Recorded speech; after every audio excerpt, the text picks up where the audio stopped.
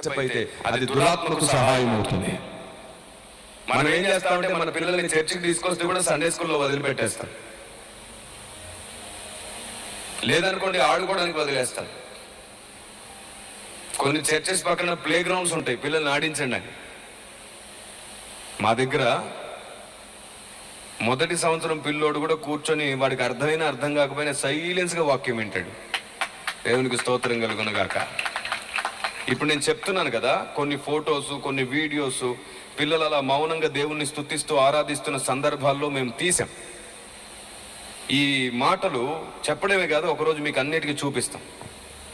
ఎందుకంటే తల్లి ప్రతిరోజు బిడ్డ మీద చేయించి ప్రార్థించాలి, ప్రభువా వీడు నీ క్రమశిక్షణతో ఉండాలి, ప్రభువా నా కుమారుడికి మీరే నాయకులు, ప్రభువా పరిశుద్ధాత్ముడా వీడి స్వభావాన్ని నీ లేఖనానికి నీ చిత్తానికి అనుకూలంగా మీరే మార్చండి, ప్రభువా ప్రభువా వీడు అల్లరి ఆత్మతో నింపబడకుండా దయ చూపించు, ప్రభువా ప్రభువా వీడిలోనికి లోకమాలిన్యం వెళ్లకుండా సహాయం చేయి, ప్రభువా.